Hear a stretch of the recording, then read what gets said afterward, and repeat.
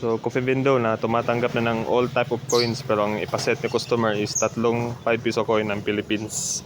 So, papalitan po natin siya from ganito, yung nilalagyan natin ng coin into universal.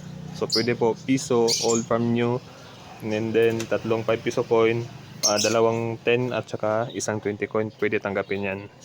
So, ang gusto lang ng customer is tatlong ng 5 piso coin. Tuturo ko sa inyo ngayon kung paano siya ilagay dito at iset ang time. So, for example, itong bago na parang may octagon siya, hulog natin. Wait lang ha. Yun. And then isa pa, itong bago din. Tayo na. Then itong luma. Pag ganyan, baliktarin natin, hulog natin ulit. Yun. 50 na siya. So, isa-set naman natin yung kanyang price para naka-program kasi ito siya ng piso bago natin sa palitan. So, dito muna tayo sa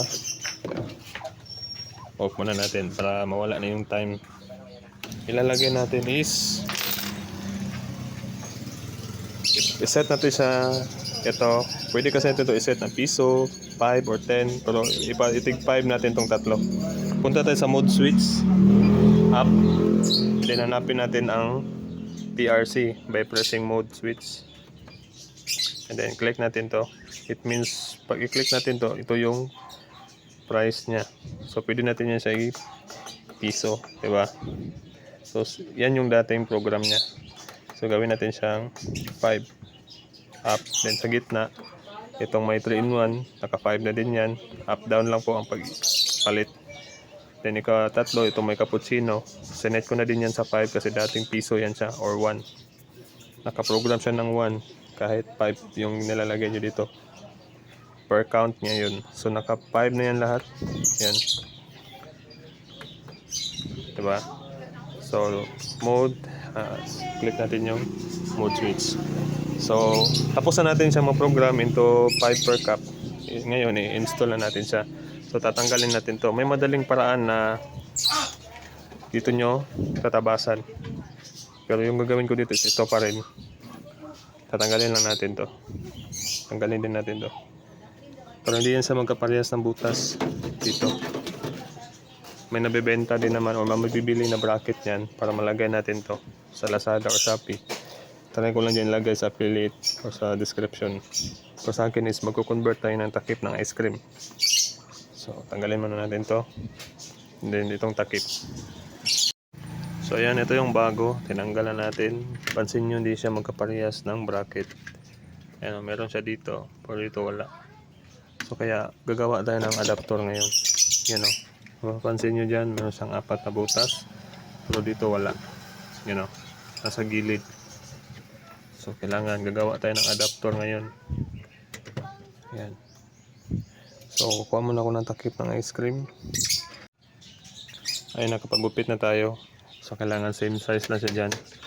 Tapos, ipipress natin siya para humulma ito. Itong mga to. Kahit kada kanto lang press natin ha. Ayan, meron na tayong pag na-trace na natin yung butas ito. Tsaka dito, coin slot sa drain. Dito dalawang screw. Then dito is entrance ng coin. Gugupitin muna natin. Yun yung bracket natin. So susukat muna natin siya para makapagtusok tayo ng butas dito. So ang pagsukat niyan is hulugan nyo ng coin. Kailangan smooth siya. Kagaya nito, ang ihulog ko is buong 20 coin. Ayan. Para mas malaki. Tapos i-shoot ko siya dito sa harap. Yan o. Tapos i-align natin yung entrance at saka drain. Luluwa niya kasi yan.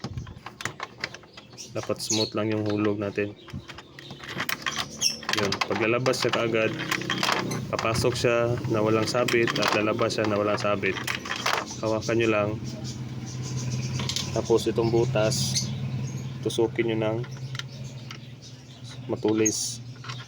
Dito din sa lalim. Pati dito sa gilid. Para mag-hulma siya. Kagaya ito, meron na siyang hulma. Ayan, at saka dito. Ito, nabutasan ko na para ma-install natin. Doon tayo mag-screw. Yan, try muna natin. Maglalagay tayo na ngayon ng buong 20 coin. Mas maganda kasi ito kasi malaki at automatic.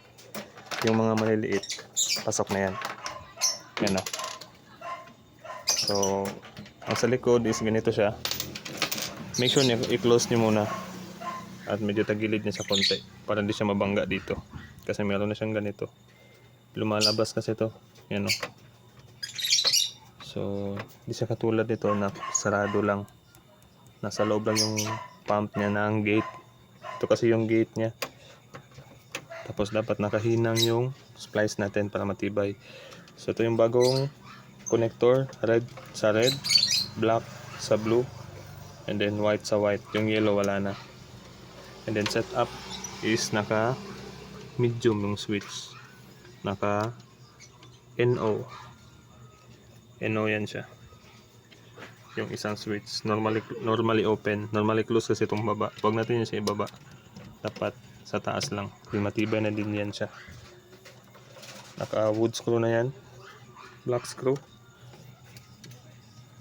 Pero mas maganda, suportaan natin ng glue stick. Gamit ang glue gun. Lalagyan ko pa yan ngayon. So, ganun lang siya. Then, i-connect na natin to. Try natin ha.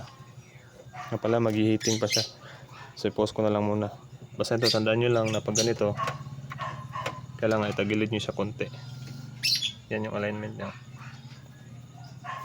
Diba? Kasi babangga siya dito pag i-close natin. So, saksak ko muna para matry na natin siya. Okay, so yan, tapos na. Hulog na natin tong bagong 5 coin. So, press natin tong gitna. So, yan po, bago at saka luma na 5 piso coin, pwede na po. So, yan po siya. So, kahit anong coin na po yung tatanggapin niya, pwede. Depende na po yan sa inyo. So, sa mga gusto magpa-convert, dito na po tayo sa Toril, Prudential Daliao, Davao City, Ricky Neutron sa Google Map. So, thanks for watching. Sana may natutunan ulit kayo dito sa bagong tutorial natin. So, yan po.